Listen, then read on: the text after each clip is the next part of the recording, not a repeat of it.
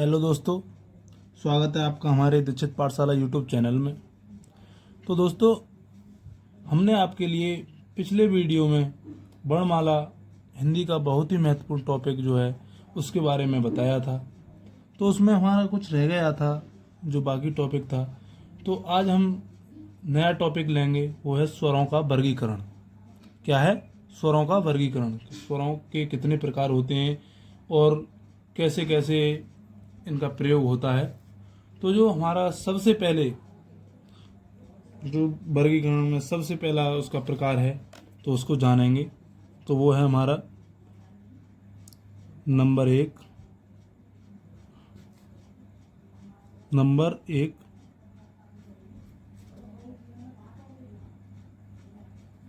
जीभ के आधार पर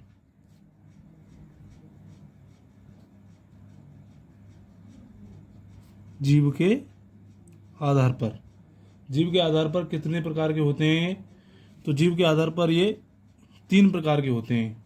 कितने प्रकार के होते हैं? 3 प्रकार के। तो सबसे पहले कौन सा होता है? सबसे पहले होता है अग्रस्वर। अग्रस्वर हमारा जो अग्रस्वर होता है, इसमें क्या होता है दोस्तों? जीभ का अगला हिस्सा उठता है। क्या होता है? जीभ का अगला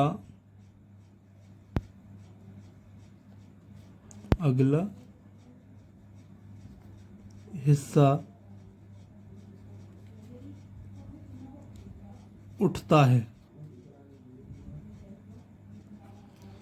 तो ये कौन कौन से स्वर होते हैं? तो हमारे इनमें स्वर आते हैं छोटी ई,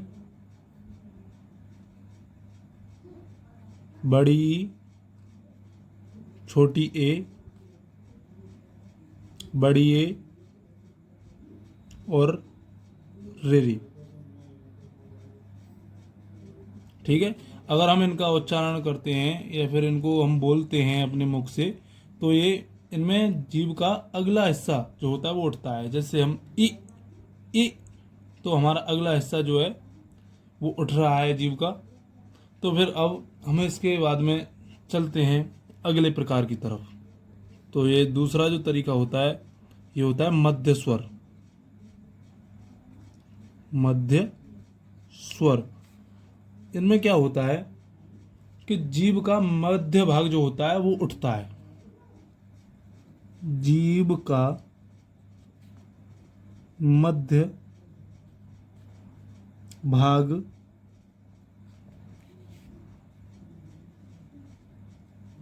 उठता है। तो ये कौन सा होता है? केवल अ। कौन सा होता है? छोटा आ। तो अब हम चलेंगे तीसरे प्रकार की तरफ। तो अब देखेंगे तीसरा प्रकार कौन सा है। तो तीसरा है पश्च स्वर। कौन सा? तीसरा है पश्च स्वर।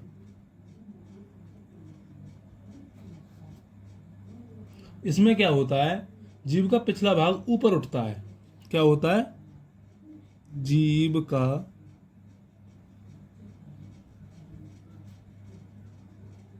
पिछला भाग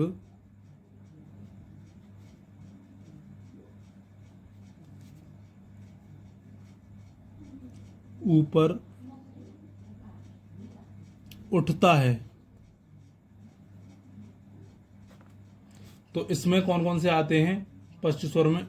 एक तो हमारा आता है बड़ा आ, उसके बाद आता है छोटा ऊ, फिर आता है बड़ा ऊ, फिर आता है आपका छोटा ओ, फिर आता है बड़ा ओ। क्या आता है? बड़ा ओ। और फिर उसके बाद में आता है ओ। ये हमारा आगत स्वर है। इसे हम आगे बताएंगे आपके लिए कि इसकी क्या विशेषता है, क्या है।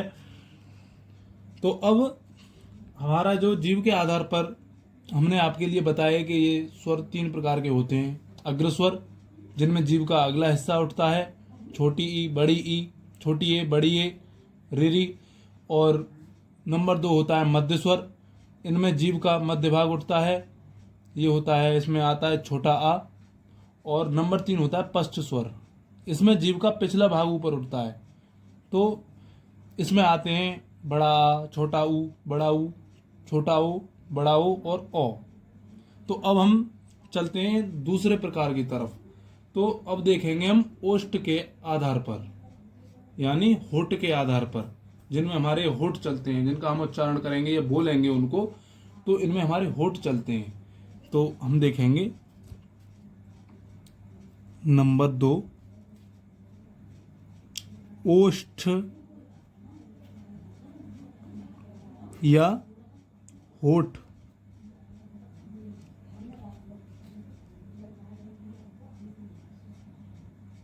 के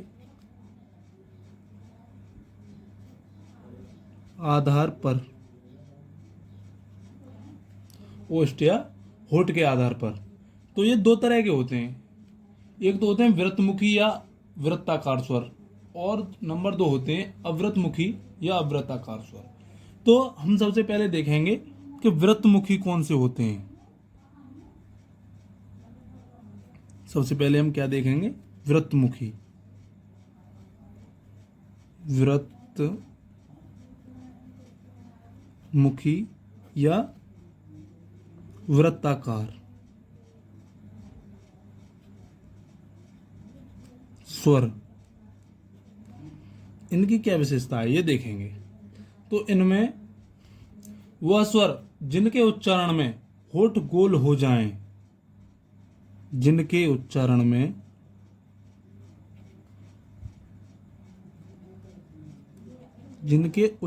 में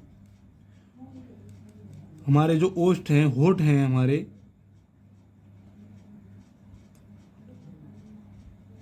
गोल हो जाएं। कैसे हो जाएं? गोल हो जाएं।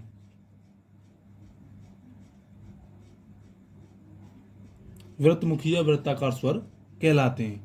तो इसके अंतर्गत कौन कौन से आते हैं, कौन कौन से स्वर हैं, उनको देखेंगे।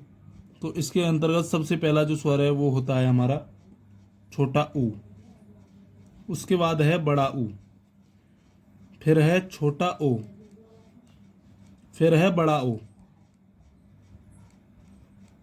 तो हमने देखा कि जब हम इनका वृत्तमुखी जो हमारे स्वर होते हैं, हम इनका उच्चारण करते हैं, तो छोटा ऊ, बड़ा ऊ, छोटा ओ, बड़ा ओ, इनमें इनका हम अपने आप ही इनको जब बोलेंगे तो इनके उच्चारण में हमारे जो होठ हैं वो गोल हो जाएंगे। जैसे ऊ, तो ऊ का जैसे हम उच्चारण कर रहे हैं तो इसकी आवाज़ निकालने में हमारे होठ गोल हो रहे हैं, तो इससे हम पहचान लेंगे कि ये वृत्तमुखी स्वर है और ये ओष्ठ या होठ के आधार पर प्रयोग किया गया है। ठीक है। तो अब हम देखेंगे अवृतमुखी या अवृत्ताकार स्वर। तो अब हम देखेंगे अवृतमुखी या अवृत्ताकार स्वर। तो इसमें क्या होता है, जिनके उच्चारण में हमारे होंठ गोल न हो, यानी हमारा जो बोलने का तरीका हो उस समय हमारे होंठ गोल न हो, तो वो कौन से स्वर कहलाते हैं? अवृत्ताकार। तो इसमें हम लिखेंगे जिनके उच्चारण में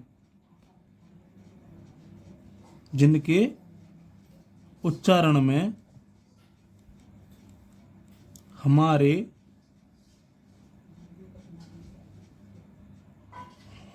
होंठ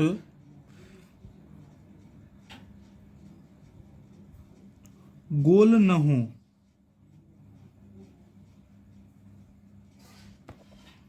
तो अवृतमुखी या अवृत्ताकार स्वर कहलाते हैं। तो इसके अंतर्गत हमारे कौन कौन से स्वर आते हैं?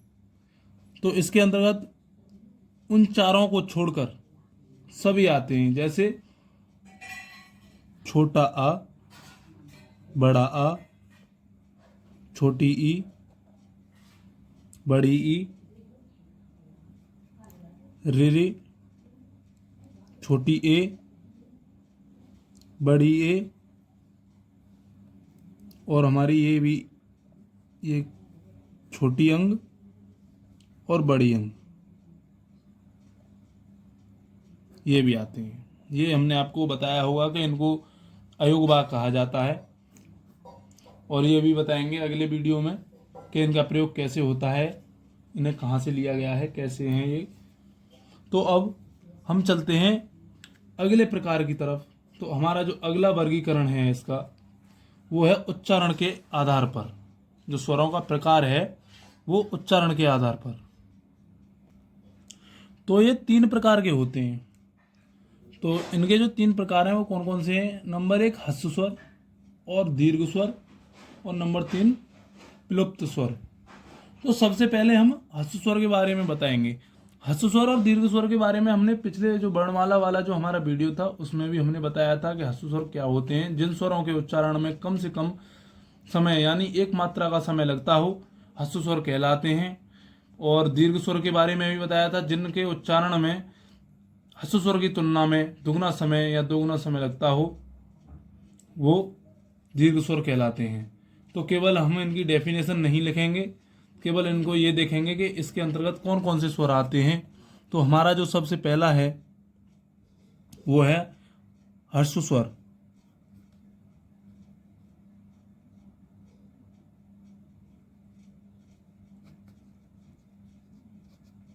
ह्रस्व स्वर, तो एक बार फिर परिभाषा बताए दे रहे हैं इसकी।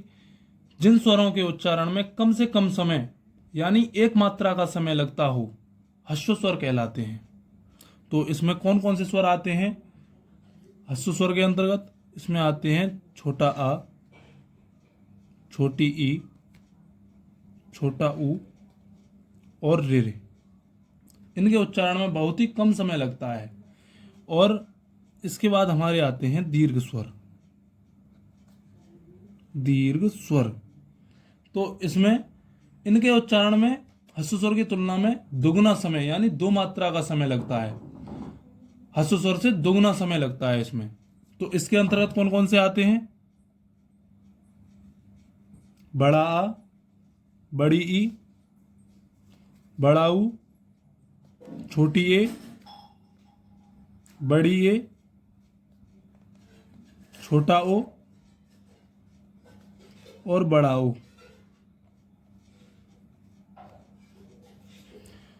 अब हमारा अगला आता है प्लुप्त स्वर। जो तीसरा है वो क्या है? प्लुप्त स्वर। प्लुप्त स्वर, तो इसकी हमने नहीं आपको परिभाषा बताई थी, तो इसकी मैं परिभाषा बता रहा हूं आपके लिए। दीर्घ स्वर से ज्यादा समय या ह्रस्व स्वर का तिगुना समय लगता है। इनका प्रयोग हम नाम पुकारने में करते हैं। हाँ, तो इसमें हमने क्या लिखा? दीर्घ स्वर से ज्यादा समय या ह्रस्व स्वर का तिगुना समय लगता है। इनका प्रयोग नाम पुकारने में किया जाता है। जैसे हम लिखेंगे रो, यानी ये मान लो कि ये 3 बार जो स्वर का प्रयोग हो रहा है, रोएम। या फिर ये जैसे हम ओम लिखते हैं, क्या लिखते हैं? ओम लिखते हैं। तो ओम लिखने में ये ओएम जैसे ये स्वर डबल इसकी जो प्रयोग हो रहा है, ये प्लुप्त स्वर होते हैं। यानी इसमें तिगुना समय ये 3 बार स्वर का प्रयोग होता है, तो ये हमारे प्लुप्त स्वर होते हैं। तो अब हम अगला प्रकार देखेंगे। वो हमारा प्रकार अगला कौन सा है? तो वो है हमारा मुख खुलने के आधार पर। तो हमारे मुख खुलने के आधार पर स्वर कितने प्रकार के होते हैं? तो ये हमारे 5 प्रकार के होते हैं। नंबर 1 समृत, नंबर 2 अर्धसमृत, नंबर 3 विवृत, और नंबर 4 अर्धविवृत, और नंबर 5 आगत स्वर। तो सबसे पहले हम जो देखेंगे वो समृत स्वर देखेंगे। कौन सा देखेंगे? समृत स्वर। तो जो समृत स्वर है उसमें उसका जब हम उच्चारण करेंगे तो मुख सबसे कम खुलता है। तो इसका जो उच्चारण है इसमें सबसे कम मुख खुलेगा।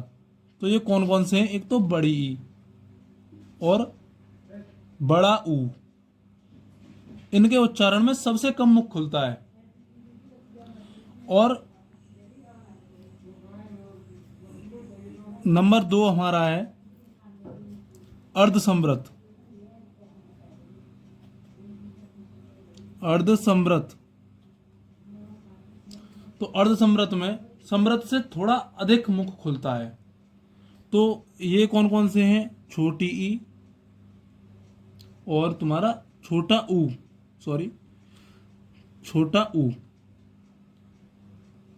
अब आता है हमारा विव्रत नंबर 3।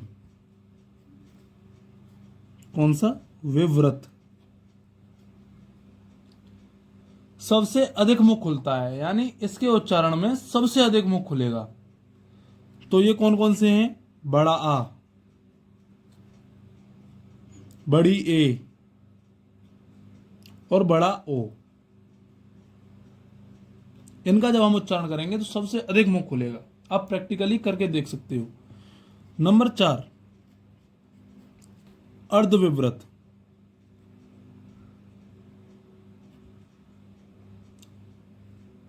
अर्धविव्रत अर्धविव्रत संवृत से थोड़ा ज्यादा तथा विव्रत से थोड़ा कम मुख खुलता है। जब हम इनका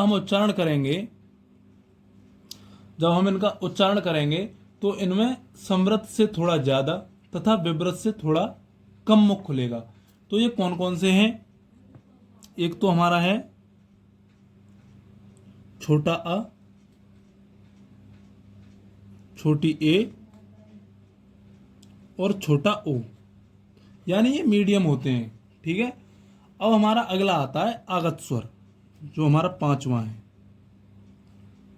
क्या है? 5वां है, वो है हमारा आगत स्वर। इसे हम विदेशी स्वर भी बोल देते हैं। तो इसमें हमें देखना पड़ेगा कि ये क्या है। तो यह हिंदी भाषा में मात्र एक आगत स्वर है। हिंदी भाषा में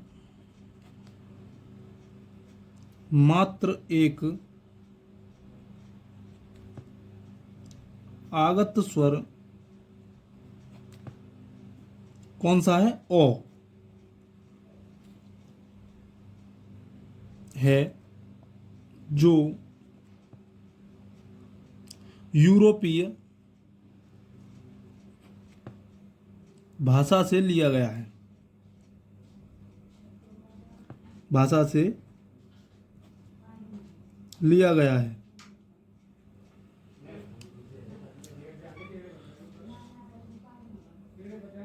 तो इसका जब हम प्रयोग करते हैं तो हम आपके लिए इसके प्रयोग के बारे में भी बताएंगे। तो इसके उच्चारण के बारे में और प्रयोग के बारे में हम बताते हैं आपके लिए अगले वीडियो में। और ये भी बताएंगे कि इनका उच्चारण स्थान कौन सा है, कि कंठ से किसकी आवाज़ निकलती है, तालव्य से किसकी निकलती है, ओष्ठ से किसकी निकलती है, मूर्धन्य से मसूड़ों से किसकी आवाज़ निकलती है, कंठ तालव्य से किसकी निकलती है, कंठोष्ठ कौन से होते हैं। तो इसके लिए हम मिलते हैं अगले वीडियो में। तो दोस्तों, अगर आप हमारे चैनल पर नए हैं तो हमारे चैनल को सब्सक्राइब करें। अगर आपको वीडियो अच्छी लगी हो तो वीडियो को लाइक करें और कमेंट में बताएं कि आपको वीडियो कैसी लगी, तथा साथ ही बेल आइकन को प्रेस करें और ऑल पर क्लिक करें, जिससे हमारा आने वाला हर नया वीडियो आप तक आसानी से पहुंच सके। तो मिलते हैं एक नए वीडियो के साथ। तब तक के लिए जय हिंद दोस्तों।